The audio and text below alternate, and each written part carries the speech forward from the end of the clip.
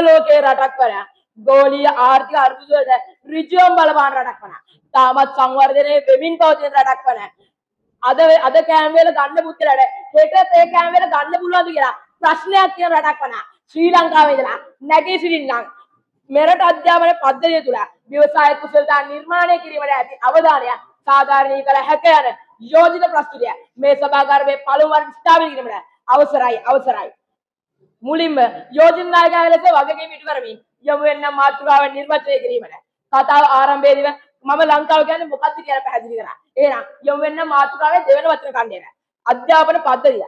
UNESCO සංවිධානයේ අනුව අධ්‍යාපන පද්ධතිය කියලා කියන්නේ පුද්ගලයෙකුගේ තියෙන දැනුම, කුසලතා, යහපත් ආකල්ප වර්ධනය කරමින් ඒවා අරමුණු කරගනිමින් සමාජයේම ක්‍රියාත්මක වෙන විධිමත් අධ්‍යාපන ව්‍යුහය, නීති රීති, ආයතන කියන සම්පත්තල එකතුව.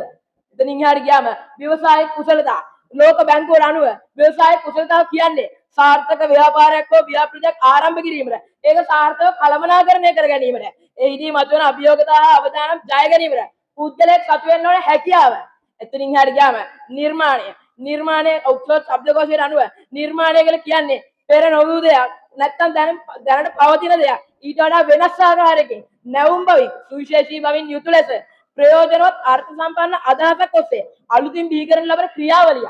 එතනින් එහාට ගියාම අවධානය ඔක්ස්ෆර්ඩ් ශබ්දකෝෂයට අනුව අවධානය කියන්නේ යම්කිසි නිශ්චිත කරුණක් නැත්නම් වස්තුවක් හරි ක්‍රියාකාරමක් හරි කෙරෙහි මනසා ඉන්ද්‍රයන් යොමු කරන එකයි. එතනින් එහාට ගියාම සාධාරණීය කියන්නේ යම් ක්‍රියාවක් තීරණයක් නැත්නම් අදහසක් හේතු සාගතව යුක්ති සාගතව පිළිගත හැකි බව ඔප්පු කරන එක. එහෙනම් මම ඊළඟට යොමු වෙන්න යෝජකයන්ගේ තිරසාර පදනමට. යෝජකයන්ගේ පදනම ප්‍රධාන වශයෙන් කොටස් දෙකක් තියෙනවා. ඒකේ පළමු කොටස ගරු බුද්ධිමතුනේ හිතන්න අධ්‍යාපන පද්ධතිය කියලා පඩිපෙළක් තියෙනවා. මේ පද්ධතියේ යටම ඉන්නේ මොන්ටිසෝරි යන කුඩා ළමයි. ඒ ළමයාට මොන්ටිසෝරියේදී පපළු වැට වලින් නිර්මාණය කරන්න කියලා දෙනවා. චිත්‍ර අඳින්න කියලා දෙනවා. මේවෙන් ඒ ළමගේ නිර්මාණශීලීත්වය කුසලතාව වර්ධනය කරනවා. එතනින් යාට ගියාම වසර 13ක පාසල් ජීවිතය තුළ ඒ ළමයාට කාලච්ඡේදමකින් කාල කල්පනාකරණය කරන්න කියලා දෙනවා. එතනින් යාට ගියාම ශිෂ්‍ය නායකයන් නායකත්ව ගුණාංග වර්ධනය කරන්න කියලා දෙනවා. සමිති සමාගම් වල වැඩ කරමින් ඒ කණ්ඩායම් වැඩ කරන්න කියලා දෙනවා. උසස් පෙළ සාමාන්‍ය පෙළ යන විභාග ක්‍රම වලින් තෝරාගත් විශේෂ ක්ෂේත්‍ර හදාරන්න ඒ ළමයාට අවස්ථාව හදලා දෙනවා. ඉතින් යාට ගියාම විශ්වවිද්‍යාල අධ්‍යාපනයේදී තමයි හදාරන අධ්‍යාපන විශේෂ ක්ෂේත්‍ර ප්‍රවීණයෙක් වෙන්න කියලා දෙනවා. එතකොට මේ අධ්‍යාපන පද්ධතියෙන් එළියට එන්නේ තමා හදාරන විශේෂ ක්ෂේත්‍රයේ ප්‍රවීණත්වයක් තියෙන ව්‍යවසාය කුසලතාවලින් පිරිපුන් වෙන ව්‍යවසායයක් වෙන්න කීනයක් තියෙන පුද්ගලයෙක් කර බුද්ධිමතුනේ. ඉතින් මේ අධ්‍යාපන පද්ධතියෙන් එළියට එන පුරවැසියර ඊට පස්සේ මොකක්ද වෙන්නේ? මම මගේ පදනමේ දෙවෙනි කොටසේ විස්තර කරන්නම්. ගරු බුද්ධිමතුනේ හිතන්න මිනිස්සෙක් ඉන්නවා. ඒ මිනිස්සයාගේ අතේ තුවාලයක් තියෙනවා. ඒ මිනිස්සයා මේ තුවාලයට බෙහෙත් කරන්න වෛද්‍ය මධ්‍යස්ථාන වලට ගිහිල්ලා වෛද්‍යවරුන්ගේ උපදෙස් අරගෙන බෙහෙත් දානවා. මාසයක් යනවා. තුවාලේ හොඳ වෙන්නේ නැහැ. මාස දෙකක් යනවා. ඒත් තුවාලේ හොඳ වෙන්නේ නැහැ. අන්තිමට වෛද්‍ය නිර්ණාණය වගේ ඔප්පු වෙනවා. මේ ඉන්න මිනිස්සයාට ඒ ප්‍රසංගලේ බෝවලා තියෙනවා කියලා. ඒකයි මේ මිනිස්සයාගේ තුවාලේ හොඳ වෙන්නේ නැත්තේ. ඉතින් මේක කොහොමද කර බුද්ධිමතුනේ අපේ මාතෘකාවට දැනගන්නේ.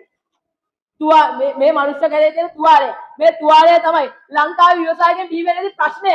මේ දාන බෙහෙත තමයි අධ්‍යාපනය කියන්නේ. අපි අධ්‍යාපනය කොච්චර ලබා දුන්නත් වැඩක් නෑ කර බුද්ධිමතුනේ. අර මනුෂ්‍යයර හේතු වෛරය තියනවා වගේ ලංකාවේ මිනිස්සුන්ට ගැටලු තියනවා කර බුද්ධිමතුනේ. ඒ ගැටලු මොනවද?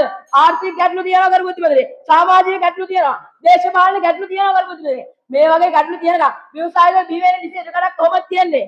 අපේ මේ විවාදයේ පුරාටම අපේ දෙවන්න කරුණු වලින් ගෙනාලා වෙන්නනවා. අධ්‍යාපන පද්ධතියේ ව්‍යවසායයන්ගේ කුසලතා නිර්මාණය කරන්න සාධාරණීය කරලා තියනවා කියලා කර බුද්ධිමතුනේ. අපි පිළිගන්නවා 2026 වෙනකොට ලංකාවේ ව්‍යවසායකයන්ගේ අඩුවීමක් තියෙනවා. ඒ වුණාට මේකට වග ගන්න ඕනේ අධ්‍යාපනය නෙමෙයි කර බුද්ධිමතුනේ. අධ්‍යාපනය කොච්චර දුන්නත් බාහිර ප්‍රශ්න තියෙනවා නම් ඒ වගේ ව්‍යවසායයන් බිහි වෙන්න මේ ලංකාව ඉඩක් නෑ කර බුද්ධිමතුනේ.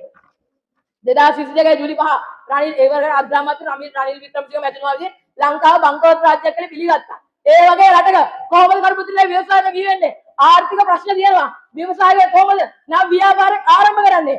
පාර්ලිමේන්තුවක අග්‍රාමාත්‍යවරයා විසින්ම ඒ වගේ කරුණක් කිව්වම ඒගොල්ලෝ කොහොමද සැකයක් නැතුව තමන්ගේ ව්‍යාපාරය හරියයිද කියලා හරියයි කියලා දැනගන්නවත් නැතුව ව්‍යාපාරයක් ආරම්භ කරන්නේ. එහෙනම් මෙරට අධ්‍යාපන පද්ධතිය තුළ ව්‍යවසාය කුසල නිර්මාණය කිරීමට අවධානය සාධාරණීය කර හැක ගරු බුදුරේ. ස්තුතියි. ගරු බුද්ධිමතුනි, ලස්සන ඉතිහාසයක් තියෙන මේ ලංකාව ඇතුලේ වසර 2500ක ලස්සන සංස්කෘතියක් තියෙනවා. හැබැයි ඒ සංස්කෘතිය ඇතුලේ එක්තරා ලස්සන නැති දෙයක් තියෙනවා. ඒ තමයි මේ ව්‍යවසාය කුසලතා නිර්මාණය කරන්න අධ්‍යාපන පද්ධතිය දීලා තියෙන අවධානය. දැන් ඔය කාරණාවත් එක්ක මේ මාතෘකාව පැත්තට පොඩ්ඩක් හරිපුවා. මෙරට අධ්‍යාපන පද්ධතිය තුළ ව්‍යවසාය කුසලතා නිර්මාණය කිරීමට ඇති අවධානය. සාධාරණීකරණය කළ නොහැකි යන මාතෘකාව ඔබත් මගෙත් පහසු සඳහා මම කොටස් කිහිපයකට කඩනය කරන්න. පළවෙනි කොටසේ අධ්‍යාපන පද්ධතිය. යුනිස්කෝ සංවිධානයට අනුකූලව අධ්‍යාපන පද්ධතියක් කියලා කියන්නේ පුද්ගලයෙකුගේ ජීවිත කාලය පුරාවට ඒ පුද්ගලයාට දැනුම ආකල්ප කුසලට විධිමත් විදියට වෙන්න පුළුවන්, අවිධිමත් විදියට වෙන්න පුළුවන්, අවිධිමත් විදියට වෙන්න පුළුවන්. ඒ විදියට ලබා දෙන පද්ධතිය අපි ගැටීම අධ්‍යාපන පද්ධතියක් කියලා හැදින්වීමට කටයුතු කරනවත් එක්කම ඔය අධ්‍යාපන පද්ධතියක් ඇතුළේදී විධිමත් අධ්‍යාපනයේට අපි යන ඉස්කෝලේ, අපි යන විශ්වවිද්‍යාලේ ඉතින් ඒ සියල්ල අයිති වෙන රජය වෙනකම් ඔන්න කියන විධිමත් අධ්‍යාපන පද්ධතියට අයිති වෙනවා. එතනින් එහාට ගිහිල්ලා අවිධිමත් අධ්‍යාපන පද්ධතිය ගැන කතා කරද්දී අපි අවිධිමත් අධ්‍යාපන පද්ධතිය කියලා කියන්නේ අපි අපේ ගෙදර ගිහිල්ලා අපි අම්මා කෙනෙක් තාත්තා කෙනෙක් මොනවා හරි දෙයක් ඉගෙන ගන්න ඕන. අපි තනියම දෙයක් නැගලා ඒ පිළිබඳව ඉගෙන ගන්න ඕන. ගරු බුද්ධිමතුනේ ඒක අපි අවිධිමත් අධ්‍යාපන පද්ධතිය කියලා හඳුන්වනවා. එතනින් එහාට ගිහිල්ලා නොවිධිමත් අධ්‍යාපනයේ විදිහට අදින්වීමේදී අපි නොවිධිමත් අධ්‍යාපන පද්ධතියක් කියලා කියන්නේ. අපි සංවිධානාත්මක පද්ධතියක් තිබ්බත් ඉස්කෝලයක් වෙන්නේ නැති, විශ්වවිද්‍යාලයක් වෙන්නේ නැති, රජයක් වෙන්නේ නැති ස්ථානෙට අපි ගැටියෙම නොවිධිමත් අධ්‍යාපන පද්ධතියක් කියලා හඳුන්වනවත් එක්කම ඒ නොවිධිමත් අධ්‍යාපන පද්ධතිය උදාහරණ විදිහට අපි O level, A level ලියලා කෝස් එකක් කරන්න ඕනේ. එහෙම නැත්නම් අපි NDQ වගේ පාඨමාලාවක් හදාගන්න ඕනේ. අන්න ගරු බුද්ධිමතුනේ ඒවා නොවිධිමත් අධ්‍යාපන පද්ධතියට අයිති වෙනවා. දැන් ওই කාරණාවත් එක්ක මාතෘකාවේ ඊළඟ වචන කන්නේ වල ව්‍යවසාය කුසලතාව පිළිබඳව කතා කරද්දී ගරු බුද්ධිමතුනේ ව්‍යවසාය කුසලතාවයක් කියලා කියන්නේ රටේ ආර්ථිකය පිළිබඳ පිටුපස්සේ තියෙන වර්ධනය කරන්න නවීකරණය කරන්න තියෙන මූලිකම බලපෑමක් කියලා. යුනිස්කෝ සංවිධානය ඉදිරිපත් කළා තියෙනවා. ඒ යුනිස්කෝ සංවිධානයේ ඈතට ගිහිල්ලා GEM.1ත් එක්ක NEC.gov.lk ආයතනත් එක්ක ව්‍යවසාය කුසලතාව විදියට කාලකණ්ණාකරණය කිරීම, මූල්‍ය සාක්ෂරතාවය, නායකත්වය ඊළඟ අනිවාර්යයක් විදියට වැඩ කිරීම, තාක්ෂණිකව සිටීම සහ තාක්ෂණිකව සිටීම වගේ හැකියාව ටික අපි කෙටියෙන්ම ව්‍යවසාය කුසලතාව කියලා හැදින්වීමට කටයුතු කරනවත් එක්කම දැන් රටක් ඇතුලේ ඔන්න කියන ව්‍යවසාය කුසලතාව බිහිවෙන්න ඕන නම් අනිවාර්යෙන්ම ඒ රට ඇතුලේ ෆ්‍රේම්වර්ක් එකක් එහෙම නැත්නම් ප්‍රතිපත්ති මාලාවක් තියෙන්න ඕනේ. දැන් ඉතින් එහාට ගිහිල්ලා මාතෘකාවේ ඊළඟ වචනේ එකක් දෙන්නවා. නිර්මාණය කිරීම ගැන කතා කරද්දී ඔක්කොම ශබ්දකෝෂයට අනුකූලව නිර්මාණය කරනවා කියලා කියන්නේ නැති දෙයක් ඇති කිරීම නැත්නම් නොමැති දෙයක් සෑදීමයි. එනම් ගරු බුද්ධිමතුනේ ඔන්න ව්‍යවසාය කුසලතා රටක් ඇතුලේ හදන්නේ කොහොමද කියලා නම් අපිට ප්‍රශ්නයක් එනවනේ. ওই ප්‍රශ්නේ උත්තරේ දෙමුකෝ. අපි දැන් ව්‍යවසාය කුසලතා රටක් ඇතුලේ හදන්න නම් අපිට අනිවාර්යයෙන්ම ෆ්‍රේම්වර්ක් එක ඕනේ. නැත්නම් ප්‍රතිපත්ති මාලාවක්. ඒ ප්‍රතිපත්ති මාලාව රටක් ඇතුලේ හැදෙන්නේ අනිවාර්යයෙන්ම ප්‍රතිපත්ති නිවැරදි රාජ්‍ය ප්‍රතිපත්ති ටිකක් තියෙන්න ඕනේ. මූල අරමුදලක් තියෙන්න ඕනේ. යටිතල පහසුකම් තියෙන්න ඕනේ. අධ්‍යාපනයක් තියෙන්න ඕනේ. තාක්ෂණික වගේ දේවල් ටික තියෙන්න ඕනේ. ඒ එකක්වත් නැත්නම් ඒක හැදෙන්නේ නැහැ. දැන් ගරු බුද්ධිමතුනේ ඔය කාරණාවෙන් එහාට ගිහිල්ලා මාතුමගේ ඊළඟ වචන කන්නේ නේ අවධානය දෙන්න පොඩ්ඩක් කරමුකෝ. ඔක්කොම ශබ්දකෝෂයට අනුකූලව අවධානය කියලා කියන්නේ යම් දෙයක් ගැන හිතනවා නම්, ඒ දේ ගැන බලනවා නම්, ඒ දේ ගැන ප්‍රවේශමෙන් සිතනවා නම් අන්න ගරු බුද්ධිමතුනේ ඒක අවධානයක් වෙනවා. දැන් අවධානය ගැන කතා කරද්දී අපිට අවධානයේ මූලික කොටස් කීපයකට වෙන් කරන්න පුළුවන්. පළවෙනි කොටස තමයි ගැඹුරු අවධානය. ඒ කියන්නේ යම් වස්තුවක් ගැන ගැඹුරින් සිටීම. දෙවෙනි කොටස තමයි පාලනය කරගත් අවධානය. ඒ තමයි ඒ වස්තුව පාලනය කරගෙන සිටීම. තුන්වෙනි කොටස තමයි දීර්ඝකාලීන අවධානය. ඒ කියන්නේ ගරු බුද්ධිමතුනේ ඒ අවධානය දීර්ඝකාලීනව ලබා ගැනීම. ඔය අවධානය ඔය කොටස් තුන සම්බන්ධ වෙන්නේ නැත්තම් කිසිම වෙලාවකවත් ගරු බුද්ධිමතුනේ අපිට අවධානය සාධාරණීකරණය කරන්න බෑ. එතනින් එහාට ගිහිල්ලා අද අපි ප්‍රතියෝජන පදනම් පැත්තට පොඩ්ඩක් කරමුකෝ. අද අපි අපේ පදනම ඇතුළතදී අපි සාධාරණීකරණය කියන එක වත් කොටස් හතරකට කම්බිනේ වෙනවා. පළවෙනි එක තමයි සත්‍යාපනය කරන්න පුළුවන් වෙන්න ඕනේ. දෙවෙනි එක තමයි ප්‍රමාණාත්මකතාවය හා යෝග්‍යතාවයක් තියෙන්න ඕනේ. තුන්වෙනි එක තමයි තර්කානුකූල අනුකූලතාවයක් තියෙන්න ඕනේ. හතරවෙනි එක තමයි සාක්ෂරතාවයක් නැත්නම් සමානාත්මතාවයක් තියෙන්න ඕනේ. ඔය එකක්වත් නැත්නම් කිසිම වෙලාවකවත් දෙයක් අපිට සාධාරණීකරණය කරන්න බෑ. දැන් මෙන්න මේ සාධාරණීකරණය කරන වස්තුව අපි පාර්ශ්ව දෙකක් එක්ක සාධාරණීකරණය කරන්න ඕනේ. පළවෙනි පාර්ශ්වයේ රටපැත්තේ. දෙවෙනි පාර්ශ්වයේ ව්‍යවසායකයා පැත්තේ. දැන් ගරු බුද්ධිමතුනේ ඔන්න අපි සාධාරණීකරණය කියන්නේ මොකක්ද කියලා කතා කරා. වෙන වෙන පාර්ශ්ව දෙක ගැන කතා කරා. දැන් අපි සාධාරණීකරණය වෙන්න තියෙන නැද තීරණය ගැන කතා කරද්දී අපි ශක්තිතාවයක් තියෙන්න ඕනේ, අවශ්‍යතාවයක් තියෙන්න ඕනේ.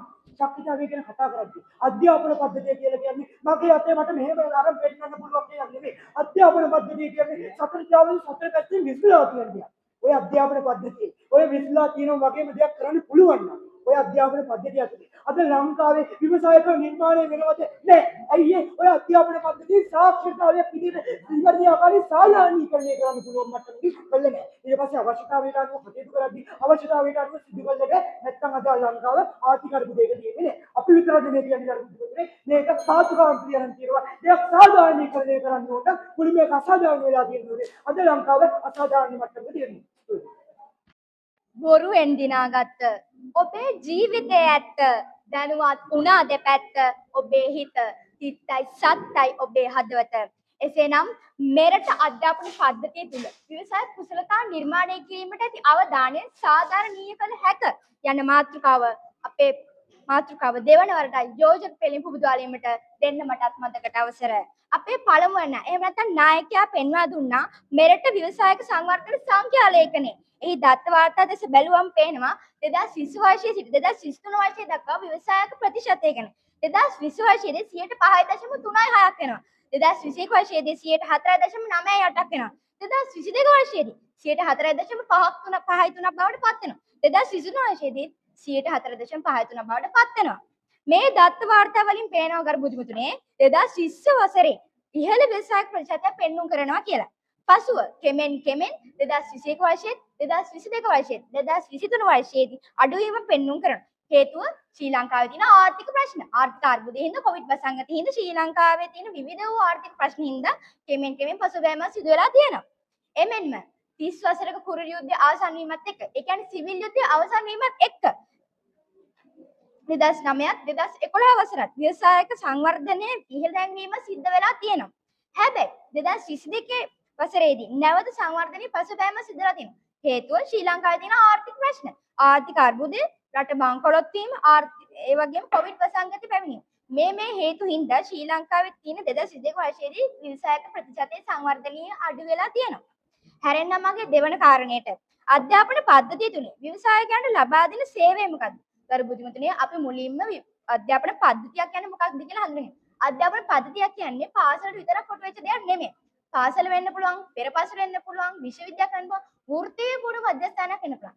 රාජ්‍ය හෝ පෞද්ගලික අධ්‍යාපනය ලබා දෙන ඕනම ආයතනයක් අධ්‍යාපන පද්ධතියට අයිති වෙනවා. ඒ කියන්නේ අවුරුදු 5 පුංචි ළමයාන පෙර පාසල ඉඳන් ඒ ළමයා ලොකු වෙලා යන වෘත්තීය පූර්ව මධ්‍යස්ථානයේ හෝ විශ්වවිද්‍යාලයේ වෙන්න පුළුවන්. දැන් අපි කතා කරමු මේ පෙර පාසලේ ඉඳන්. අපි මුලින්ම අවුරුදු 5 ළමයානේ පෙර පාසලේ අපි පෙර පාසලෙන් පටන් ගමු. පෙර පාසලේදී ව්‍යවසායකයන්ට අවශ්‍ය දේවල් දෙනවද?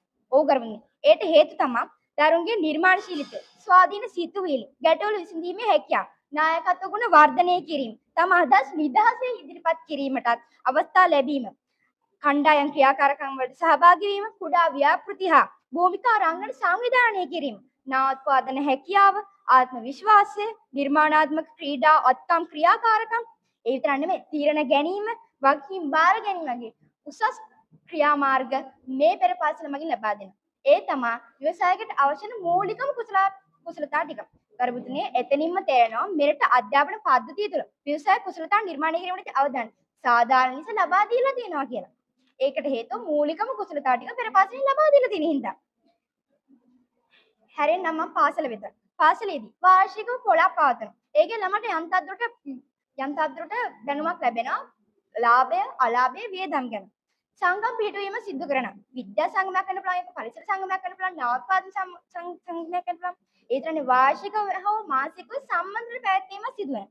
එතනත් තේරෙනවා කරුණේ මෙරට අධ්‍යාපන පද්ධතිය තුලින් මේ දීලා තියෙන ව්‍යවසායකයන්ගේ කුසලතා නිර්මාණය කිරීමට අවධානය සාධාරණ ලෙස දීලා තියෙන බව. හැරෙන්නම් විශ්වවිද්‍යාල පැත්තට. අපි දැන් පෙර පාසල් ගැන කතා කරා. පාසල් ගැන කතා.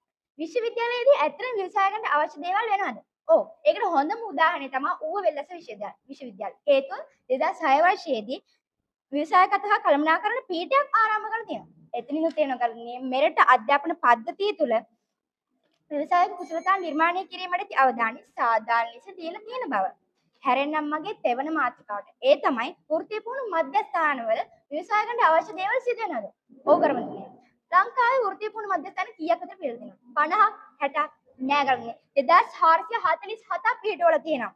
ඒ අතරින් DTET තාක්ෂණික අධ්‍යාපන පුහුණු දෙපාර්තමේන්තුව, VTA වෘත්තීය පුහුණු අධිකාරිය, NAITA ජාතික ආදිශිෂ්‍ය හා කාර්මික පුහුණු අධිකාරිය, NYSC ජාතික තරුණ සේවා සභාව CGTTI තාක්ෂණික අධ්‍යාපන හා පුහුණු දෙපාර්තමේන්තුව මේ තියෙන්නේ අර කිව්ව වෘත්තීය පුහුණු මධ්‍යස්ථාන 2447න් කිහිපයක් විතරයි. එතකොට මේ වෘත්තීය පුහුණු මධ්‍යස්ථානවල මේ ව්‍යවසායකට අවශ්‍ය දේවල් වෙනවද? මොනවාද ඒවා වෙන කාර්ය? එකක් තමයි පාඨමාලා පැවැත්වීම සිදු වෙනවා. පාඨමාලා සකස් කිරීම සිදු වෙනවා. විභාග පැවැත්වීම සිදු වෙනවා. ගුරු පුහුණුවක් ලබා දෙනවා. ඒ විතරක් නෙමෙයි. පාසල් හැර ගිය අයට කෙටි කාලීන NVQ level 1 3 4 සහතිකපත් ලබා දීම සිදු වෙලා තියෙනවා. ඒ විතරක් නෙමෙයි අවුරුදු 16 29 වයසේ තරුණ තරුණියන්ට තමන්ගේ පෞරුෂ වර්ධනයට අවශ්‍ය ඕනම පුහුණුව ලබා දෙනවා. ඉතින් කරුණේ මේ කරුණු කාරණා ටිකම ඇති මෙරට අධ්‍යාපන පද්ධතිය තුළ ව්‍යවසාය කුසලතා නිර්මාණය කිරීමට ඇති අවධානය සාධාරණීය කළ හැකියි. මට අවුරුදු 15යි. අපේ ජෙනරේෂන් එකේ ළමයෙක්ගෙන් ඇහුවොත් ඔයා ලොකු වෙලා වෙන්නේ කවුද කියලා. අපේ යාළුවෝ කියන්නේ මම කැමති ලෝයර් කෙනෙක් වෙන්න, මම කැමති ડોක්ටර් කෙනෙක් වෙන්න, මම කැමති ඉංජිනේර් කෙනෙක් වෙන්න කියලා. අපේ ආච්චි සීයා, අම්මලා තාත්තලා ඔළුවට දාපු ඒ එකම එක රාමුවක තියෙන වෘත්තීන් ටිකට අපි ඇලිලා ඉවරයි. විවසායකයා.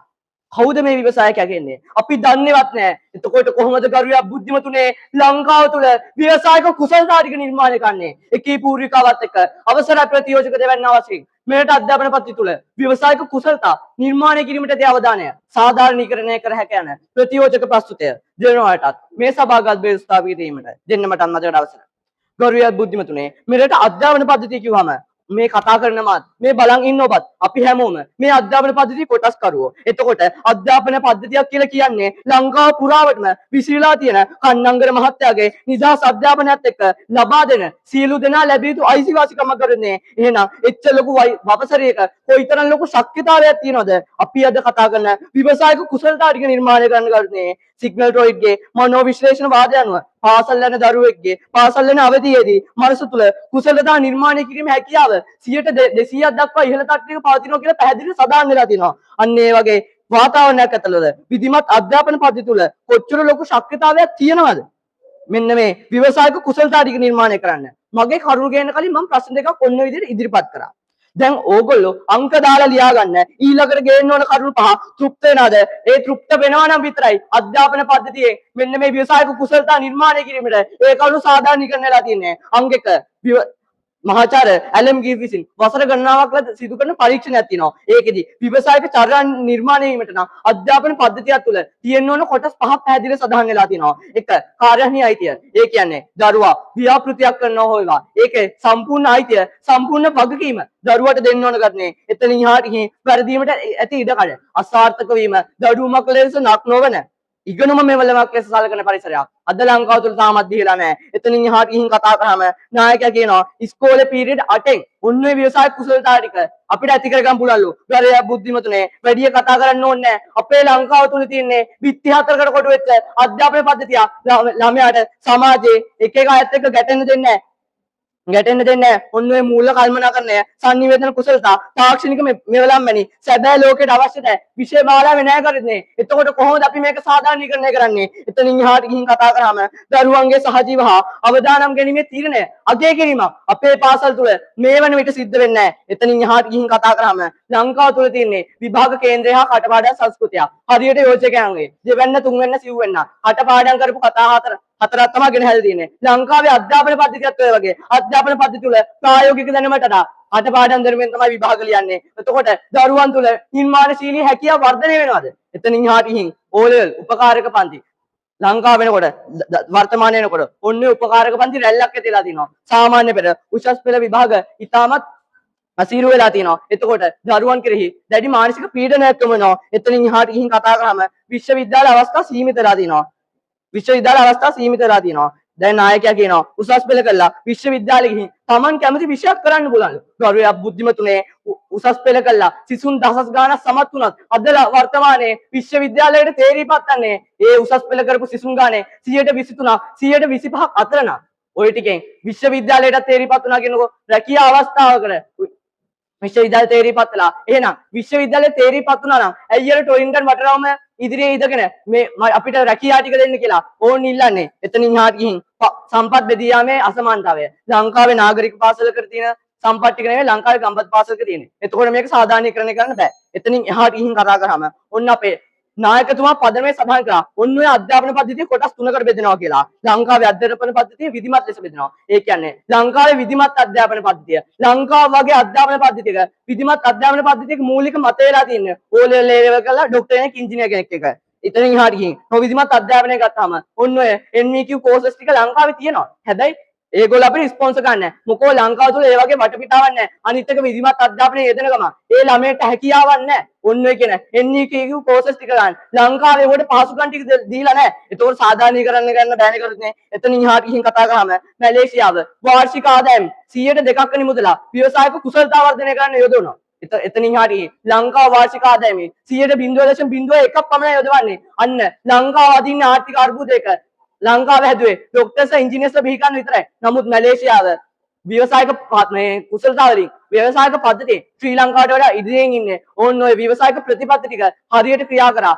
අපේ ලංකාවට ක්‍රියා කරේ නැහැ. එතනින් එහාට ගිහින් කතා කරාම මට ගෙදරින් බල ගන්නවා නම් ડોක්ටර් කෙනෙක් ඉංජිනේර කෙනෙක් වෙන්න. මට සමාජයෙන් දෙන්න නැත්තම් මම කැමති රැකියාව කරන්න. ඒක මගේ පැත්තෙන් සාධාරණීකරණය කරන්න බෑනේ කරුත්නේ. එතනින් එහාට ගිහින් කතා කරාම ලංකාවේ ડોක්ටර්ස්ලා ඉංජිනේර්ස්ලා ලබා දෙන ස්කෝලර්ෂිප් ටික ඇයි ව්‍යවසාය කර්මාන්තයෙන් ලබා දෙන්නේ නැත්තේ? අපි කියන්නේ ඇමරිකාව චීනය ජපානය වගේ ගන්න ඕන කියලා. අඩුම තරමේ 100-2-3කින්ම ලබා දෙන්න ඕන. අපේ නායකතුමා, අපේ තෙවැන්න, අපේ සිව්වැන්න පුනා කියන්නේ මේ ශ්‍රී ලංකාව තුල ගෙන ඇති අධ්‍යාපන පද්ධතිය තුල ව්‍යවසායික කුසලතා නිර්මාණය කිරීමේ ඇති අවධානය සාධාරණීකරණය කරන්න බෑ කියලා. බොහොම ස්තුතියි.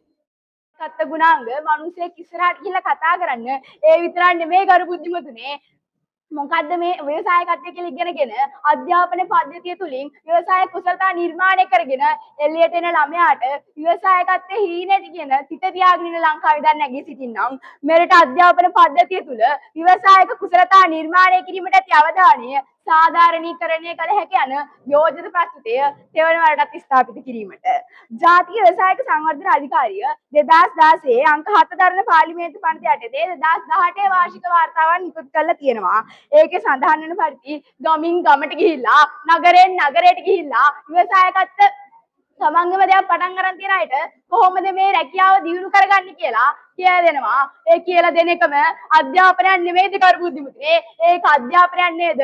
මොකද උපදේශ දෙන්නේ ව්‍යවසායකත්ව කුසලතාව නිර්මාණය කරගන්න කරු බුද්ධිමතුනේ. ඒ වගේ තමයි විශ්වවිද්‍යාලවලට ගිහිල්ලා උපාධිධාරීන්ට සම්මන්ත්‍රණ පාඨමාල පවත්වලා ව්‍යවසායකත්වයට උනන්දු කරවලා ව්‍යවසායකෙක් වීමේ ප්‍රතිලාභ කියලා දීලා වැදගත්කම කියලා දීලා ව්‍යවසායකත්වය කියන්නේ මොකක්ද කියලා ඒ පැත්තේ පුද්ගලයාව පොළඹන එකම ඒ උනන්දු කිරීමම අධ්‍යාපනයක් නොමේද කරු බුද්ධිමතුනේ. ඉතින් මේ විදිහට මේ සම්මන්ත්‍රණ පවත්වලා පරිශද පවත්වලා කියලා දෙන්නේ ව්‍යවසාය කුසලතා නිර්මාණය කිරීම නෙමෙයිද? ඔබ අප කාටත් මේකෙන් පේනවා මේ දීලා තියෙන අවධානය හොඳටම ප්‍රමාණවත් හොඳටම සාධාරණයි කියලා ගරුවිතුනේ. ඒ වගේ තමයි ව්‍යවසාය කළමනාකරන පද්ධතියක් දාලා කාර්යක්ෂම වේදිකාවක් නිර්මාණය කරන්න කියලා දීලා තියෙනවා. අර අපේ දෙවෙන්න කියපු විදිහට නිර්මාණශීලීත්වය කියන්නේ මොකද්ද කියලා මොන්ඩිසෝරි යන කාලේ ඉඳන් ඔබ අප කාටත් පැහැදිලි කරලා දීලා තියෙනවා. ඒ වගේ තමයි පාසල් යන දරුවා ඉඳන් දන්නව මොකද්ද කියන්නේ ව්‍යවසායකත්වය කියලා.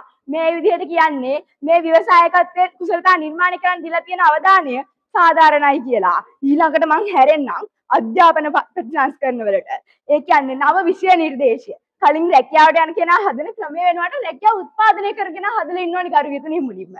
ඒ වගේ තමයි සාමාන්‍ය පෙළ සාමාන්‍ය පෙළවලට ව්‍යවසායකත්ව අධ්‍යයනය කියලා විෂයක් දාලා තියෙනවා. ඒ නිකන් දාලා නෙමෙයි කරුවිතුනේ. ඒ පුද්ගලයාව විෂයේ ප්‍රවීණයෙක් කරන්න තමයි මේ විදිහට විෂයක් දාලා තියෙන්නේ. ඒ වගේ තමයි කරුවිතුනේ මේ O level සියලු දෙනා සමත් වෙන්නේ නැහැ. O level අසවත් වෙන පුද්ගලයාව කවදාකවත් අතාරින්නෙත් නැහැ. ඒ අතාරින්න නැති වෙන්න තමයි සාමාන්‍ය පෙළ කරන ළමයාට ව්‍යවසායකත්ව අධ්‍යයනයේ විෂය හදාරන්න ඉඩ දීලා තියෙනවා කරුවිතුනේ. ඒ වගේ තමයි ව්‍යවසායකත්ව විෂය හදන්න දීලා ඒකේ ශ්‍රේෂ්ඨ ප්‍රවීණයෙක් කරනවා. ඒ වගේ තමයි අද විශ්වවිද්‍යාලවල ව්‍යවසායකත්වයේ කියන විෂය හොඳටම හදාරන්න පුළුවන් කරු විද්‍යාවතුනේ. රැකියාවක් පාසල් යන එක නවත්තලා පටන් ගන්න එක නෙමෙයි. ඒ ගැන හදාරලා මොකද්ද කියන්නේ කියලා දීලා ව්‍යවසායකත්වය කියන්නේ මොකද්ද කියලා දැනගෙන විශ්වවිද්‍යාලයේ ගිහිල්ලා රැකියාවක් කරද්දී ඔබ අප කාටත් වාසි කියලා අපි හැමෝම දන්නවා කරු විද්‍යාවතුනේ. ඒ වගේ තමයි මේ විදිහට දීලා තියෙන අවධානම උපදේශන කුසලතා, sannivedana කුසලතා, තව සංකල්පනාත්මක කුසලතා වැඩි විදිහට වෙනවා කරු විද්‍යාවතුනේ. ඒ වගේ තමයි නිර්මාණශීලීත්වය නිර්මාණය කරන්න කුඩා කාලේ ඉඳන් අපිට පබළුවට අලවල කරන්න නිර්මාණ දෙනවා. එතන තියෙන්නේ නිර්මාණශීලීත්වයක් ගරුයුතුනේ. එතන තියෙන්නේ ව්‍යවසායික කුසලතාවක් ගරුයුතුනේ. ඒක ඔබ කාටත් පේනවා. ඒ වගේ තමයි. නිර්මාණ මේගොල්ලෝ කියනවා විභාග කේන්ද්‍ර කරගත් අධ්‍යාපනයක් කියනවා කියලා. නෑ ගරුයුතුනේ. විභාග කේන්ද්‍ර කරගත්තාම ළමයෙක්ට අවුරුදු 5ක් ශිෂ්‍යත්වයට පුරුදු වෙලා, අවුරුදු 11ක් සාමාන්‍ය පෙළ විභාගයට පුරුදු වෙලා, අවුරුදු 13ක් ඒ ලෙවල් විභාගයට පුරුදු වෙලා තිනවා. ඒකෙන් තියෙන්නේ අරමුණක්. ඒ අවධානය තියාගන්න තමයි මේ විභාග වලින් කියන්නේ. ඇයි මේගොල්ලෝ විභාගය ගැන විතරක් කියන්නේ? ඇයි මේගොල්ලෝ පාසල විතරක් නෙමෙයි. පාසල විභාගය කේන්ද්‍ර කරගන්න කියනවා නම් මොකටද වාණිජංශ? මොකටද එක එක සංගම් කියලා විවසාය කට්ටිය කියන්නේ මොකද්ද කියලා දෙන්නේ? මොකටද එක එක විවසායක වැඩසටහන් පවත්වන්නේ? ඔවුන්ට එහෙම උමනාවක් නැත්තම් ඕලෙවල් අසමත් වෙන ළමයාව උදේ 8:00 රැකියාවට යනවා. එහෙම වෙන්න නැතිව ලංකාවේ විවසායකත්වයන් බිහි කරන්න තමයි එහෙම කියන්නේ. ඒ වගේම කියනවා මැලේසියාවේ විවසායකත්ව වර්ධනය වැඩිලු ලංකාවට වැඩිය. ගරු වියතුනේ 2022 වර්ෂයේදී ශ්‍රී ලංකාව සම්පූර්ණයෙන් බංකොලොත් රටක් කියලා ප්‍රකාශ කළ දිනවා. ඉතින් එහෙම තියෙද්දි ඒ රටයි මේ රටයි සමාන කරන්න තිබ්බා. 2022 ශ්‍රී ලංකාව බංකොලොත් රටක් නොවුණා නම් ඒ විදිහට නැත්තම් මැලේසියාව වගේ සුන්දර ශ්‍රී ලංකාවත් එහෙම කරන්න තිබ්බා. ඒ වගේ තමයි ගරු වියතුනේ මේ විදිහට මැලේසියාවයි ශ්‍රී ලංකාවයි සමාන කරාට මැලේසියාව කවදාකවත් බංකොලොත් රටක් වෙලා නැහැ ගරු වියතුනේ. ඒ වගේ තමයි මේ විදිහට මේවෙන් පේන්නේ මෙරට අධ්‍යාපන පද්ධතිය තුළ ව්‍යවසාය කුසලතා නිර්මාණය කරන්න දීලා තියෙන අවධානය ඉතාමත් සාධාරණයි කියලා. එහෙනම් මම ඉහට වෙන්නම් ස්තුතියි. මෙරට අධ්‍යාපන පද්ධතිය තුළ ව්‍යවසායක අධ්‍යාපනය ලබා නොදෙයි. නෑ මට මාතෘකාව වැරදුන්නේ නෑ. හැබැයි යෝජකයන්ට මාතෘකාව වැරදිලා වගේ. අවසරයි ප්‍රතියෝජකයන්ගේ තෙවෙන්නට. ගරු වියතුනේ ලංකාවේ පාසල් අධ්‍යාපනය ඇතුලේ මේ වෙනකොට අරව වෙයි මේව වෙයි නෙමෙයි. මේ වෙනකොට ව්‍යවසායක අධ්‍යාපනය දීලා තියෙනවා නම් දීලා තියෙන්නේ අර යෝජක දෙවෙන්න කිව්වා වගේම සාමාන්‍ය පෙළ තෝරගැනීමේ විෂයක් දාපු එක විතරයි. දැන් මට ඔයගොල්ලන්ගෙන් අහන්න තියෙන්නේ එහෙම ලබා දෙන ව්‍යවසායක අධ්‍යාපන තුලින් පමණක් ව්‍යවසායකත්ව කුසලතා නිර්මාණය කරන්න පුළුවන්ද? අරත් ඒ දීලා තියෙන අවධානය සාධාරණීකරණය කරන්න පුළුවන්ද? මොකට සාපේක්ෂවද? ලංකාවේ මේ තියෙන අවශ්‍යතාවට සාපේක්ෂව. පළවෙනි කාරණාව මොකක්ද ඔය අවශ්‍යතාවය? සංවර්ධන වෙනවා කියන එක රටට ආර්ථික ශක්්‍යතාවය ළඟා කරගන්නවා කියන එක. දෙවෙනි කාරණාව මොකක්ද ශක්්‍යතාවය කියලා කියන්නේ? එක වසරේ ඉස්කෝලේට ආපු දවස් ඉඳන් නව යෞවන දී තාරුණ්‍යෙක් විදියට එළියට එනකන් අධ්‍යාපනය ලබා දීමේ හැකියාව තියෙන්නේ ලංකාවට තියෙන හින්දා කොච්චර ලොකු ශක්්‍යතාවයක් ලංකාවට තියෙනවද? අනිත් ඒත් එකම කරු වියතුනේ අද මේ විවාද කරුණු ගේද්දී මම යනවා ජාත්‍යන්තර දිහාවට. ඕක කොටස් දෙකකට මම බෙදනවා. එකක් තමයි දැන්ට දියුණු වෙලා තියෙන රටවල්. අනිත් එක ශ්‍රී ලංකාව මට්ටමෙන්ම ඉන්න රටවල්. දැන් ගරු වියතුනේ දියුණු රටවල් ඔක්කොම එක වගුවකට ගත්තට පස්සේ අපි නිරීක්ෂණය කරපු කරුණු කාරණා අංක 1 ඒ හැම රටක් ඇතුළෙම අධ්‍යාපන පද්ධතිය ඇතුලේ වෙනම ක්‍රියාවලීන් විදියට වෙනම ව්‍යාපෘතීන් විදියට ව්‍යවසායකත්ව අධ්‍යාපනය ලබා දෙනවා. උදාහරණයක් විදියට ගත්තොත් STEM කියන කැනඩාවේ අධ්‍යාපන ක්‍රමය අංක 2 ඒ රටවල් ඇතුලේ එක විෂයක් ව්‍යවසායකත්ව අධ්‍යාපනය කියලා වෙන් කළා නැහැ. ඒගොල්ලන්ගේ විෂය මාලාව ඇතුලේ අවශ්‍ය තැන්වල ව්‍යවසායක අධ්‍යාපනය ගැප් කරලා තියෙනවා. උදාහරණයක් විදිහට ගත්තොත් ෆින්ලන්තයේ අධ්‍යාපන ක්‍රමය අංක 3 ඒ රටවල් ඇතුලේ ඒකට අවශ්‍ය ප්‍රතිපාදන ටික සම්පාදනය කරලා තියෙනවා. අංක 4 ඒ රටවල් ඇතුලේ ළමයින් නිදහසේ හිතන්න, දකින්න, මානසික නිදහස තියෙන සමස්ත අධ්‍යාපන පද්ධතිය දායකත්වය ලබා දීලා තියෙනවා. සහ වැදගත්ම කාරණාව ලංකාව වගේ විත්ති 4ක් එක්ක අච්චු පොතක් එක්ක විභාග රැල්ලක් එක්ක හිරවෙච්ච මානසික මට්ටමින් එහාට ගිහිල්ලා ආයෙත් මං කියනවා සුසාධ්‍යකාරක අධ්‍යාපනයක් ඒ රටවල් ඇතුලේ තියෙනවා. ඒ කියන්නේ ගුරුවරයා කියන්නේ මාර්ගය පෙන්වන එක නිසා ගුරුවරයා කියලා දෙන්නේ මාර්ගය දිගේ දක්කන හැටි නෙමෙයි. ශිෂ්‍ය කේන්ද්‍රීය අධ්‍යාපනයයි ගුරුවරයා කේන්ද්‍රීය අධ්‍යාපනයයි කියන්නේ දෙකක්. ගුරුවරයා කේන්ද්‍රීය අධ්‍යාපනය කියන්නේ දෙකක්. ඕක නිර්මාණය කරන එක මහ ලොකු අමාරු දෙයක් නෙමෙයි හින්දා තමයි කියන්නේ ඇමරිකාවේ වුණාට ලංකාවේ එහෙම වෙන්නේ නැහැනේ වගේ මෝඩ කතා කියාගෙන ඉන්න එපා. ගරු වියතුනේ මැලේසියාව, පාකිස්තානය, බංගලාදේශය, වියට්නාමය වගේ ලංකාවට සමාන රටවල් ව්‍යවසායකත්ව කුසලතා නිර්මාණය කරලා දීලා තියෙන නිර්මාණය කරන්න දීලා තියෙන අවධානය ගැන කරුණු තුනක් ඇතුළත අපි කතා කරමු. පළවෙනි කාරණාව න්‍යායාත්මක දැනුම් වෙනුවට ප්‍රායෝගික ව්‍යාපාර අත්දැකීම් ලබා දීම.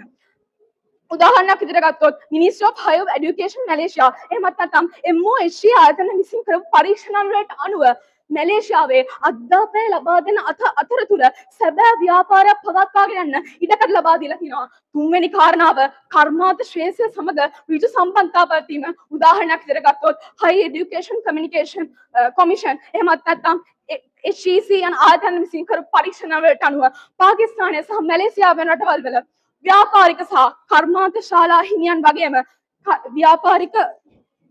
ප්‍රධාන ව්‍යාපාරික හිමියන් සහ කර්මාන්තශාල හිමියන් විෂයමාලා සකස් කිරීමේ මණ්ඩලයකට අවශ්‍ය ව්‍යවසායිකත්ව කුසලතා හදලා තියෙනවා. ගරුවිතනේ දැන් ලංකාව ගැන කතා කරමු.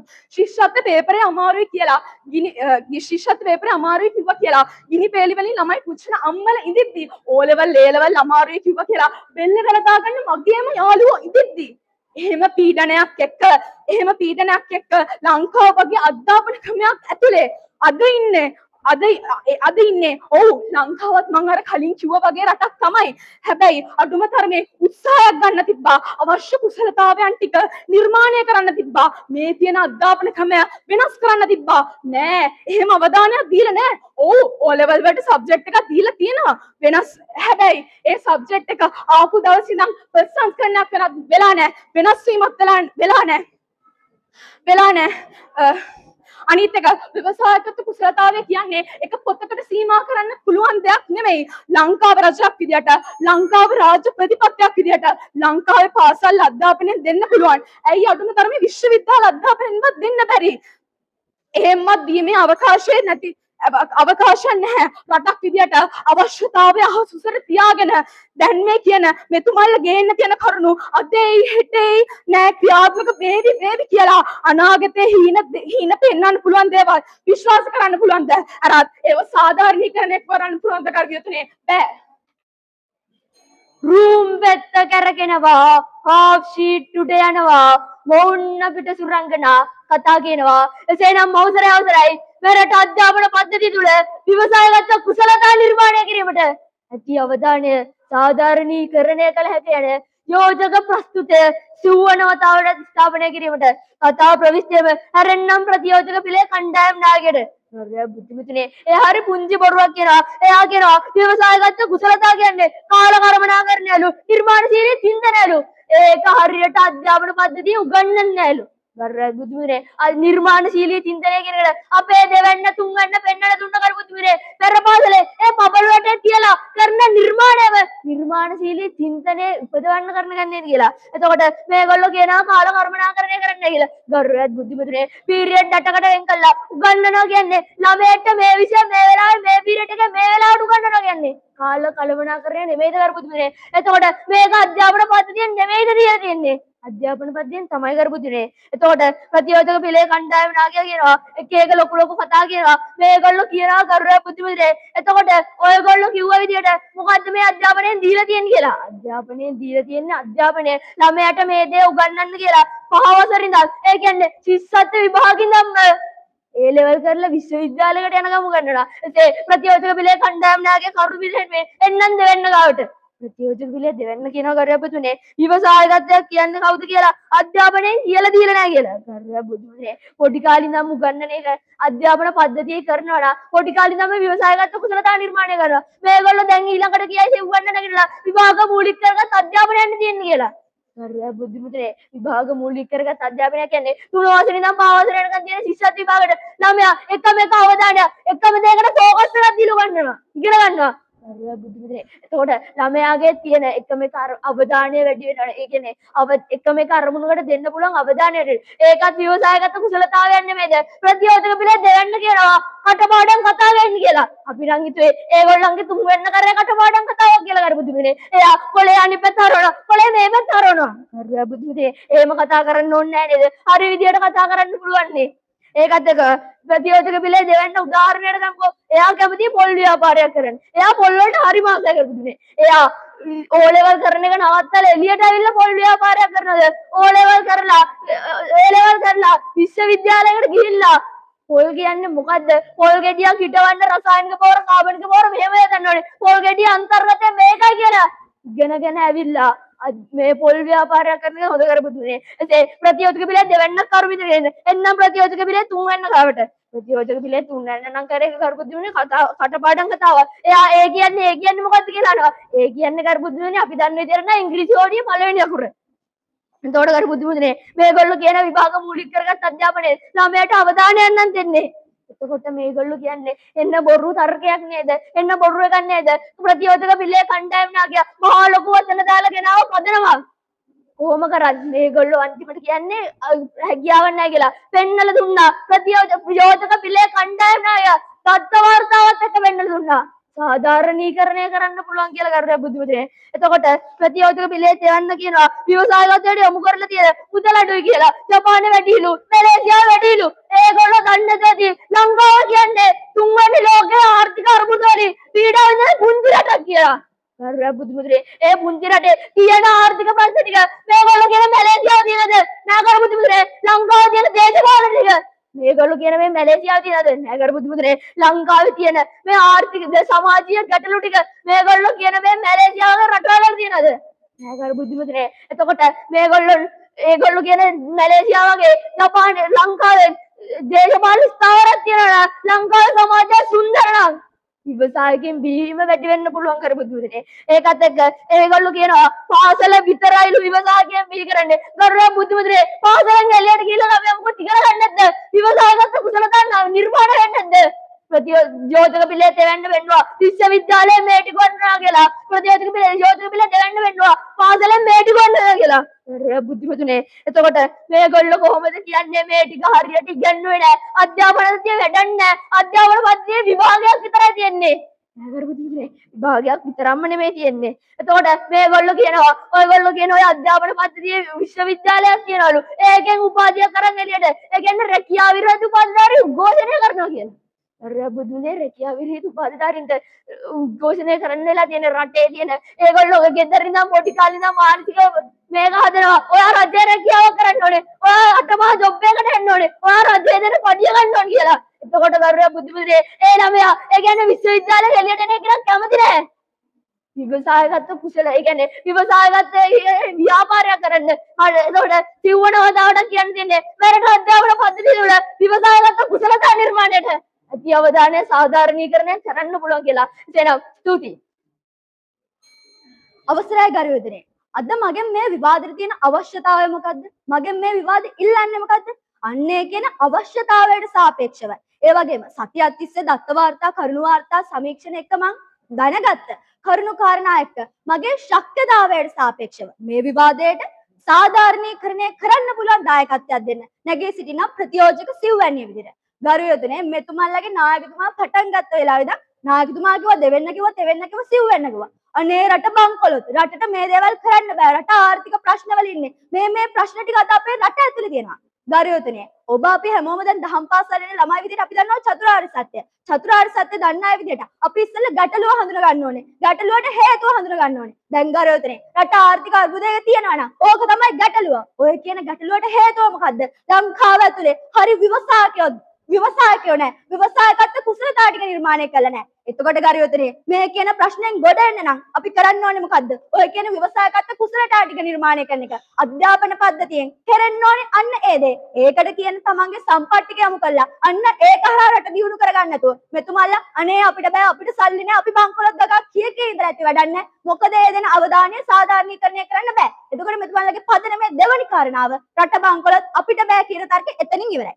ඊළඟට ගරුවතුනේ මෙතුමල්ලා කියන අනේ ශිෂ්‍යත්ව තියෙනවා ඕ ලෙවල් තියෙනවා ඒ ලෙවල් තියෙනවා ඔය දේවල් එක්ක ළමයින්ගේ අවධානය හදනවලු. ගරුවතුනේ එක වසරේ ඉස්කෝලෙන් ළමයා එක වසරේ ඉඳන් පහ වසරේ ශිෂ්‍යත්වයට පන්ති යනවා නම් ඒ දේවල් එක්ක ළමයින්ගේ නිර්මාණශීලී චින්තනය ගොඩනගා ගන්න අවස්ථාවක් නැති වෙනවා. උදේ ඉස්කෝලේ හවස පන්ති ඔය දේවල් ගිහිල්ලා හෝම්වර්ක් ගෙදර වැඩ ඔක්කොම ටික කරද්දි ළමයින්ගේ ඔය කියන මෘදු කුසලතා ටික නිර්මාණය වෙන්නේ මොන අවස්ථාවද ගරුවතුනේ? පොතේ පතේ දැනුම මේ දේවල් වලින් දෙන්න පුළුවන්. හැබැයි විවසායකත්ව කුසලතා කියලා කියන්නේ පොතේ පතේ දැනුමින් දෙන්න පුළුවන් දෙයක් නෙමෙයි. මෘදු කුසලතා. ගරුවතුනේ මෙතුමල්ලා කියන අනේ මොන්ඩිසෝරි ළමයෙක් කියලා චිත්‍රයක් අඳිනවා පබළුවට අලවනවලු. ඔය කියන දේවල් වලින් කොහොමද විවසායකත්ව කුසලතා නිර්මාණය වෙන්නේ? සිග්මන්ඩ් ෆ්‍රොයිඩ්ගේ මනෝවිද්‍යාත්මක න්‍යාය අනුව අවුරුදු 7ත් 12ත් අතර තමයි ළමයෙක් ඇතුලේ ව්‍යවසායගත කුසලතා නිර්මාණය වෙන ස්වර්ණමය වයස.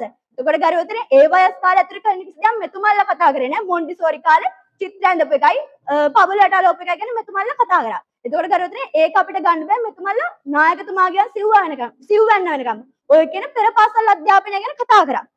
ඊළඟට ගරුවතුනේ මෙතුමල්ලා කියනවා අනේ වාණිජ්‍ය විෂය ධාරාවක් හදාරන වාණිජ්‍ය විෂය ධාරාවක් උගන්වනවලු. ඔය කියන දේවල් එක්ක විවසායක අධ්‍යාපනය අපිට ලබා දෙනවලු. ගරුවතුනේ වාණිජ්‍ය විෂය ධාරාව හදාරන ළමයෙක් විදිහට මම කියන්නේ වාණිජ්‍ය විෂය ධාරාව ඇතුලේ ඇත්තටම මොකද්ද වෙන්නේ? ඔය කියන න්‍යායාත්මක දැනුම දෙන එක. මගෙන් අහුවත් මම දන්නවා ව්‍යවසායකත්ව ගති ලක්ෂණ. මොනවාද ව්‍යවසායකත්ව කුසලතා මොනවාද කියන්නේ කියලා. එතකොට ගරුවතුනේ මේ දේවල් මගේ කටපාඩමෙන් මගේ ඔළුව ඇතුලේ තියෙනවා. හැබැයි ඒ ඇත්ත කුසලතා ටික අපි ඇතුලේ ඔය කියන න්‍යායාත්මක දැනුමෙන් නිර්මාණය වෙනවද? නෑ ගරුවතුනේ. අච්චුපතක් ගහලා ගුරුවරු ටික දීලා අනේ බ්ලයිඩ් බෝඩ් එකේ චිත්‍ර ඇඳලා ඕක ඉගන්නුවට ඔය කියන මුරුදු කුසලතා අපේ ඇතුලේ නිර්මාණය වෙන්නේ නෑ ගරුවතුනේ. එතකොට ගරුවතුනේ ඒ තර්කෙත් එතනින් ඉවරයි.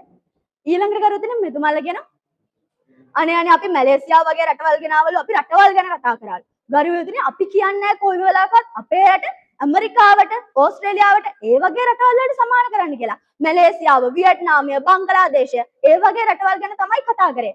යෝජක සිව්වන්න නම් කිව්වා අපි ජපානය ගැන කතා කරා කියලා අපි නම් ජපානය ගැන කතා කරේ නෑ.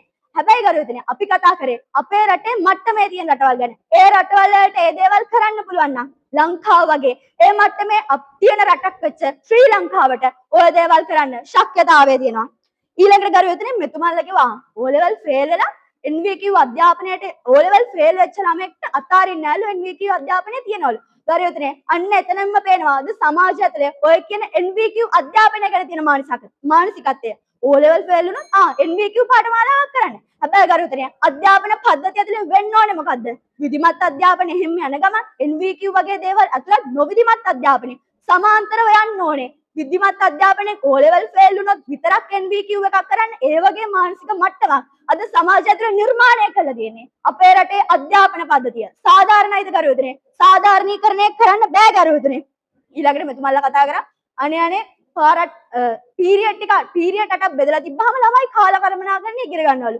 ඇත්තටම ඔය පීරියඩ් අටකින් කොහොමද ළමයෙක් ඇතුලේ විවසායකත්ව කුසලතාවයක් වෙච්ච කාලකරමනාකරණය නිර්මාණය වෙන්නේ? මේගොල්ලෝ අනේ වෙනවා කිව්වට හරියන්නේ ඔය දේවල් වෙන්නේ කොහොමද කියලා ප්‍රායෝගික කරුණුත් එක්ක ඉදිරිපත් කරන්න ඕනේ. ඊළඟට ඇතුලේ අවුරුද්දට එකපාරක් කියන පොලක් අල්ලගෙන මෙතුමන්ලා කතා කරා අනේ මේ කියන දේවල් එක්ක අවුරුද්දට එකපාරක් කියන ඔය පොලේ ව්‍යවසායගත කුසලතා ටික නිර්මාණය වෙනවලු. ඒකත් සම්පූර්ණයෙන්ම පිළිගන්න බෑ ගරුවතුනේ. මොකද ප්‍රමාණවත් මදි.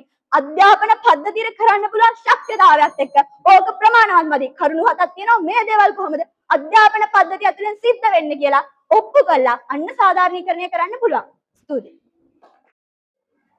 ගරු බුද්ධිමතුනේ මෙරට අධ්‍යාපන පද්ධතිය ඇතුලේ ව්‍යවසාය කුසලතා නිර්මාණය කරන්න ඇති අවධානය සාධාරණීකරණය වෙලා නැහැ කියලා අපි වෙන සමීක්ෂණ වාර්තාවලට යන්නේ නැතුව මේ පන්ති කාමරය ඇතුලේ දැම්ම කතා කරමු. අනේ යෝජකයෝ ටික නම් අනේ මෙහෙම කරන්න තිබ්බා මෙහෙම කරා නම් හොඳයි මෙහෙම කරන්න ඕනේ කියලා ගොඩක් හොඳට කතා කරා.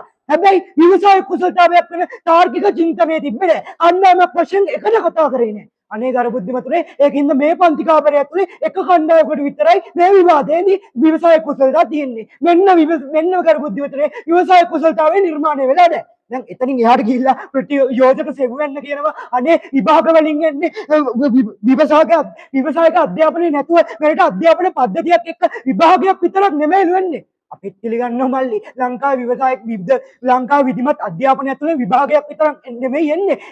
ඒ විභාගය හදාන ළමයට මානසික පීඩනයකුත් වෙනවා. ඒ ළමයාගේ නිදා චින්තනයක් නැති වෙනවා.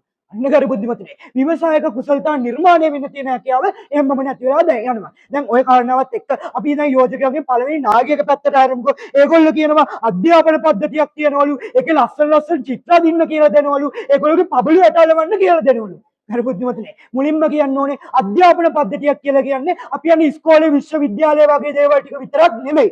අපේ මේ රට පාලනය කරන රජයත් කෙටින්ම කිව්වොත් අධ්‍යාපන පද්ධතියට අයිති. එතකොට රජය හරි ක්‍රියාමාර්ග ටික ගන්නේ නැත්තම් රාජ්‍ය මූල්‍ය ප්‍රතිපත්ති ටික දාන්න නිවැරදි ආකාරයෙන් තාක්ෂණයක් අධ්‍යාපනයක් ලංකාවේ තුලට ලබා දෙන්න නැතිව ඉන්නවනම් රජයක් විසින් අන්න ගරු බුද්ධිමතුනේ ව්‍යවසායකත්ව අධ්‍යාපනයේ කෙසේ වෙතත් නිවැරදි අධ්‍යාපනයක් නිර්මාණය කරන රජය නැත්තම් අධ්‍යාපන පද්ධතිය අසුරත් වෙලා තියෙනවා. දැන් එතනින් එහාට ගිහිල්ලා තව කියනවා තුවාලයක් තියනවලු ඒ තුවාලයට බෙහෙත ආර්ථිකයලු නෙවෙයි අධ්‍යාපනයලු. ගරු බුද්ධිමතුනි අපිත් පිළිගන්නවා. තුවාලයක් තියෙනවා තමයි. ඒ තුවාලෙදී උදේට පෑරිලා තියෙනවා අද වෙනකොට. හැබැයි ඕකෙන් බෙහෙත විදියට දාන්න ඕනේ. අපි නිකන් ළමයාගේ අතට පොතක් දීලා මේක පාඩම් කරගන්න. ඔයා දැන් 2 වසරේ ඉඳන් 5 වසර වෙනකම් ශිෂ්‍යත්වෙට ලෑස්ති වෙන්න ඕනෙම ලේරවල වල ලෑස්ති වෙලා ඒක ලියලා ડોක්ටර් කෙනෙක් වෙන්න ඕනේ කියන එක නෙමෙයි.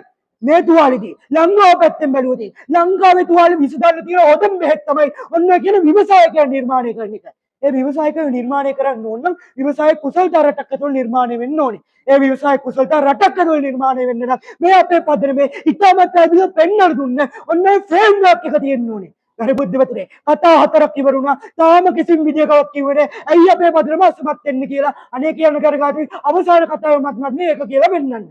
දැන් ගරු බුද්ධිමතුනේ දැන් මේ යෝජක තුන් වෙන්න ලස්සන මෙහෙම වාර්තාවක් පෙන්නලා කිව්වා කොහොමද ගමෙන් ගමට ගිහිල්ලා පුද්ගලයන්ගේ රැකියාව වැඩි දියුණු කරන්න කටයුතු කරන්න කියලා. අනේ ආපහු කියන්න තියෙන්නේ මාතෘකාව කියවල නෑනේ. මේක කිසිම වෙලාවක වර්ධනයක් ගැන කියවන්නේ නෑ. මේක කියන්නේ නිර්මාණය කිරීමක් ගැන. නිර්මාණය කරන්න ඕන නැති දෙයක් ඇති කරන්න ඕනේ. තියෙන දෙයක් වැඩි කිරීමක් නෙමෙයි. එහෙනම් ගරු බුද්ධිමතුනේ ලංකාව ඇතුලේ අදටත් නිසි ආකාරයෙන් සාධාරණීකරණය කරන්න පුළුවන් ක්‍රියාමාර්ගයක් කරන්නේ. දෙවෙනි කාරණාව මේක. තුන්වෙනි කාරණාව පැත්තට පොඩ්ඩක් කරමුකෝ. මේගොල්ලෝ කියනවනේ අපි ලංකාවට උදාහරණ ගෙනාම මැලේසියා වියට්නාමයේ වගේ රටවල් ටික ලංකාවත් එක්ක සීමා කරන්න ලංකාවත් එක්ක කම්පෙයා කරන්න එපා කියලා ගරු බුද්ධිමතුනේ. ඒකට කියන්න තියෙන්නේ. කොරෝනා වසංගතය ආවම පස්සේ ලෝකෙ තියෙන රටවල් වලින් ලංකාව විතරද ආර්ථික අර්බුදයක වැටුනේ නෑ. USA කැනඩා වගේ රටවල් ටිකත් ආර්ථික අර්බුදයක වැදුණා. හැබැයි ඒගොල්ලෝ ඒ වලින් ගොඩ ආවා. ඒ වගේ මැලේසියා වියට්නාමයේ වගේ රටවල් ටිකත් අද ගොඩ ඇවිල්ලා තියෙනවා. ඒකට හේතුව මොකද්ද මල්ලි? ඒගොල්ලෝ කරේ ව්‍යවසායක කුසලතා නිර්මාණය කළා. ඒගොල්ලෝගේ රට ඇතුලේ ව්‍යවසායකත්වය ගොඩ නැගුවා. ඒකින්ද ඒගොල්ලෝගේ ආර්ථික අර්බුදය විසඳුණා. හැබැයි ගරු බුද්ධිමතුනේ ඕක ලංකාව ඇතුලේ අදටත් එන්නේ නැහැ. ඒකින්ද අදටත් ලංකාව ආර්ථික අර්බුදයක ඉන්නවා. ඒකින්ද ඒක රටපැත්තෙන් සාධාරණීකරණය කිරීමට හැකියාවක් නැත්තේ නේ. එතනින් එහාට ගිහිල්ලා අපි ඒක පුද්ගලයා පැත්තේ නැත්නම් ව්‍යවසායකයා පැත්තේ සාධාරණීකරණය කරන්න පුළුවන් ද කතා කරමුකෝ. ගරු බුද්ධිමතුනේ අද වෙනකොට පුද්ගලයා පාරේ උද්ඝෝෂණ කරනවා මට රැකියාවක් දියව මට රැකියාවක් දියව කියලා. උපාධිධාරී සංගම් බිහිරගෙන තියෙනව රැකියාව නැතුව. අන්න ගරු බුද්ධිමතුනේ. එතකොට එතනින් මොකද්ද වෙන්නේ? ලංකාවේ අධ්‍යාපන ක්‍රමය අසමත් වෙලා තියෙනවා. ලංකාව ඇතුලේ ව්‍යවසාය කුසලතා නිර්මාණය කරන්නේ. මොකද රටක් ඇතුලේ ව්‍යවසායකයෝ ඉන්නවනේ කිසිම වෙලාවකවත් පුද්ගලයෝ මට රැකියාවක් දියව කියලා පාරේ උද්ඝෝෂණ කරන්නේ නැහැ. අවශ්‍ය ප්‍රමාණයට අවශ්‍ය විදියට නිවැරදි රැකියාව අවස්ථා ටික රටක් ඇතුලේ බිහි වෙලා තියෙනවා. එතනින් එහාට ගිහිල්ලා දැන් යෝජක දෙවන්න ගැන කතා කරමුකෝ. ඒගොල්ලෝ කියනවා අනේ ගමින් ගමට ගියාලු ඊට පස්සේ විෂයක් දාලා තියෙනවලු ඕ ලෙවල් වලට. ඒ විෂයේ ඉන්න හැම පුද්ගලයාගේම හැම ළමයාගේම ව්‍යවසාය කුසලතා නිර්මාණය වෙනවලු. ගරු බුද්ධිමතුනේ ඕගොල්ලන්ට මතකද අපි ඉස්කෝලේ යන කාලේ PTS සබ්ජෙක්ට් එකට අග්ගල හැදුවා. හැබැයි ගරු බුද්ධිමතුනේ අපි අග්ගල ගැටි දෙක තුනක් හැදුවා කියලා අපි කෝකෙක් වුණාද? නෑ. ඒ වගේම තමයි මේ අද තියෙන තත්ත්වයක්. ඒගොල්ලෝ එක විෂයක් දැම්ම කියලා ඒ විෂයත් පාසලේ අනිත් විෂයන් ටික වගේම පොතක් බලාගෙන පොත් ටිකේ පිටු ටික බලාගෙන ඒ වගේ වැඩ ටික කරන්න සිද්ධ වෙනවා. ඒකට අන්තිමේදී විභාගයක් තියලා ළමයාව නැවතත් එකම අධ්‍යාපන පද්ධතියක් ඇතුළේ සීමා කරනවා. ළමයට නිදහස හිතන්න හැකියාව ලබා දෙන්නේ නැත්නම් අපි කියන්න ඕනේ නෑ අමුතේ. මෙතන ඉන්න නංගිල වල්ලිලා ටිකම දන්නවා. ඊළඟට එන විභාගේ කොහොමද සමත් වෙන්න ඕනේ කියලා. ඒගොල්ලෝ ඔළුවේ තියෙන දේවල් ටික. අද ලංකාවේ අධ්‍යාපන පද්ධතිය ඇතුලේ කරන්නේ ඊළ කූඩුවක් ඇතුලේ සීමා කරගෙන මෙන්න නිදහස කියලා එළිය පෙන්නනවා වගේ වැඩක්. ඒක තමයි ගරු බුද්ධිමතුනේ ලංකාව ඇතුලේ ව්‍යවසාය කුසලතා නිර්මාණය කරන්න බැරි. ඒක අපි විතරක් නෙමෙයි ඒක මේ මාතෘකාවෙත් පිළියරන් తీරනවා. දැන් ගරු බුද්ධිමතුනේ අපි මෙලෝ වැඩි වැඩක් නැති පදනමක් ඉදිරිපත් කරාලු. අපි ඒ ඔළුවෙන් හිතලා නෙමෙයි කියන්නේ. අපි කොස් ඇටද මුං ඇටද කියන්නේ නෙමෙයි කියන්නේ. අපි කියන්නේ මෙන්න මේ sign logic of scientific discovery කියන ඊටවත් ඝනකම මූලාශ්‍රයක් එක්ක. ගරු බුද්ධිමතුනේ අපි ආපහු කතා කරන්නේ අධ්‍යාපන පද්ධතියක් ගැන. අධ්‍යාපන පද්ධතියක් කියලා කියන්නේ කොස් ඇටවත් මුං ඇටවත් නෙමෙයි මල්ලි. ඒකෙන් ඒව නිකන් මෙහෙම අතකට ගන්න පුළුවන් දෙයක් නෙමෙයි. ඒක හැම පැත්තටම විශ්ලා තියෙනවා. ওই විශ්ලා තියෙන දේ ඇතුළේදී නිවැරදි ආකාරයට ව්‍යවසාය කුසලතා නිර්මාණය කරන්න කටයුතු කරන්නේ නැත්නම් ගරු බුද්ධිමතුනේ අපි අද වර්තමාන ලංකාවේම අපිට උදාහරණයක් බලන්න පුළුවන්. අනේ ලංකාව ආර්ථික අර්බුදයක තියෙන්නේ. රට පැත්තෙන් ඒක සාධාරණීකරණය කරන්න බෑ. අද පුද්ගලයන්ට රැකියාව නැතුව ඒගොල්ලෝම ජොබ් එකක් පටන් ගන්න බැලුවා. මූල්‍ය අරමුදල් ටික නැහැ. අන්න ගරු බුද්ධිමතුනේ පුද්ගලයා ඇතුලේ සාධාරණීකරණය වෙන්නේ නැහැ. ස්තුතියි. ගරු බුද්ධිමතුනේ මේගොල්ලන්ගේ පළවෙනි ප්‍රතියෝජකයේ පළවෙනින්න කියනවා අනෙක් රටවල් ආර්ථිකයෙන් කොවිඩ් වසංගතයත් එක්ක ආර්ථිකයෙන් බිඳගන්නට පස්සේ ඒගොල්ලෝ ආර්ථිකයෙන් ගොඩාවලු ඒ වුණාට මේගොල්ලන්ට කියන්න අමතුණා ඒ එක රටක්වත් බංකොලොත් එක්ක රාජ්‍යයක් කියලා පිළිගත්තේ නැහැ ගරු බුද්ධිමතුනේ ඒ එක රාජ්‍යයක්වත් පාර්ලිමේන්තුවේ අග්‍රාමාත්‍යවරයා ඇවිල්ලා පිළිගත්තේ නැහැ ගරු බුද්ධිමතුනේ මේ රට බංකොලොත් එක්ක රටක් කියලා ඉතින් ගරු බුද්ධිමතුනේ මේගොල්ලෝ ඒ වගේ රටවල් එක්ක තමයි කතා කරන්නේ ඒ වගේම තමයි ප්‍රතියෝගිත දෙවන්න කිව්වා මැලේසියාව බංග්ලාදේශය පාකිස්තානය වගේ රටවල් හරි කරු බුද්ධිමතුනේ මේකල කියනවා ඒවා ලංකාව මට්ටමේ වුන් තියෙන්නේ ඉතින් මම අහනවා කරු බුද්ධිමතුනේ මේ තියෙන පාකිස්තානය ගැන විස්තරයක් පාකිස්තානයේ ඉන්න ව්‍යවසාය ගැන විස්තරයක් කරු බුද්ධිමතුනේ තියෙන්නේ එතකොට පාකිස්තානයේ අපේ රටේ ගොඩක් සමාන අධ්‍යාපන ක්‍රමයක් කරු බුද්ධිමතුනේ තියෙන්නේ ඒ වගේ එතකොට ඇයි පාකිස්තානයේ වැඩි වෙන්නේ අපේ ලංකාවේ අඩු වෙන්නේ කරු ලංකාවේ ව්‍යවසායක අඩු වෙන්නේ කරු බුද්ධිමතුනේ මේකට හේතුව වෙලා තියෙන්නේ අධ්‍යාපන පද්ධතියේ නෙමෙයි කරු බුද්ධිමතුනේ අපේ දෙවන්න සිව්වන්න කිව්ව කරු බුද්ධිමතුනේ මේ පාකිස්තානයේ ලංකාවේ වඩා ආර්ථික පසුබිමක් තියෙනවා කරු බුද්ධිමතුනේ ඒ රටවල් තියෙන රාජ්‍යයෙන් මේ ව්‍යවසායකයෝ වැඩි කරන්න කටයුතු කරනවා කරු බුද්ධිමතුනේ අධ්‍යාපනයෙන් කොච්චර සාධාරණ කරන්න තිබුණා වැඩක් නැහැ කරු බුද්ධිමතුනේ අර පුද්ගලයාට ඒ ප්‍රසංගලේ තිබ්බා වගේ මේ ලංකාවේ ඉන්න පුද්ගලයාට අර ප්‍රශ්න ටික තියෙනවා ඒ ප්‍රශ්න ටික විසඳුවේ නැත්තම් කොච්චර පිළියම් යදුවා ඒ කියන ව්‍යවසායක බිහි වෙන්නේ නැහැ කියලා ලෙඩේ නැති වෙන්නේ නැහැ කරු බුද්ධිමතුනේ එතනින් එහාට ගියාට පස්සේ මේගොල්ලෝ කියනවා මේ ලංකාවේ අධ්‍යාපනයේ ප්‍රායෝගික අධ්‍යාපන පාසලෙන් මේ ප්‍රායෝගික අධ්‍යාපන වලට මූලික අධ්‍යාපන දෙන්නේ නැහැලු කරු බුද්ධිමතුනේ මම මේගොල්ලන්ගෙන් අහනවා ව්‍යවසායකයෙක් වෙද්දී අවශ්‍ය මූලික අධ්‍යාපනය නැතුව ව්‍යවසායකයෙක් වෙන්න පුළුවන්ද පාසලේ ගණිත ඒ ව්‍යවසායකයෙක් වෙන්න අවශ්‍ය ගණිතමය හැකියාව විද්‍යාත්මක හැකියාව ඒ වගේම තමයි අන්තර්ජාතික කටයුතු වලට අවශ්‍ය වෙන ඉංග්‍රීසි කියන විෂය ඒ වගේ කටයුතු උගන්වලා ඒගොල්ලන්ට මූලික අධ්‍යාපනය ලබා දෙනවා කරු බුද්ධිමතුනේ අනික මේගොල්ලන්ට මතක් කරන්න ඕනේ මේ අධ්‍යාපන පද්ධතිය කියන්නේ පාසලයි රජයයි විතරක් නෙමෙයි කරු බුද්ධිමතුනේ එතනින් එළියට ගියාම ගොඩක් දේවල් තියෙනවා කරු බුද්ධිමතුනේ ජර්මන් ටෙක් ජපන් ටෙක් වගේ වෘත්තීය පුහුණු පාඨමාලා තියෙනවා කරු බුද්ධිමතුනේ එතනින් එහාට ගියාට පස්සේ උපාධිධාරීන්ට පසුව තවදුරටත් අධ්‍යාපනය වැඩි දියුණු කරන්න පාඨමාලා හඳුන්වලා තියෙනවා කරු බුද්ධිමතුනේ එතනින් එහාට ගියාම මේගොල්ලෝ කියනවා පාසල් කාලේ ඒතර වැඩි ප්‍රායෝගික අභ්‍යාස වල වැඩි අවධානයක් යොමු කරන්නේ නැහැලු එතකොට මම අහනවා මේ තියෙන්නේ මොනවද කියලා කරු බුද්ධිමතුනේ පාසල් වලින් ව්‍යාපාර ගිණුම් කරන කියන විෂයන් උගන්වනවා එතනින් එහාට ගියාට පස්සේ young entrepreneurs ශ්‍රී ලංකා කියලා ප්‍රෝග්‍රෑම් කරනවා ඒවෙන් මොනවද කරු බුද්ධිමතුනේ කරන්නේ ඒවෙන් මේ ළමයිගේ තියෙන ව්‍යවසායගත හැකියාව දියුණු කරනවා කරු බුද්ධිමතුනේ එතනින් එහාට ගියාට පස්සේ මේ ගුරුවරුන්ට මේවා ප්ලෑන් කරන හැටි කොහොමද මේවා සැලසුම් කරන හැටි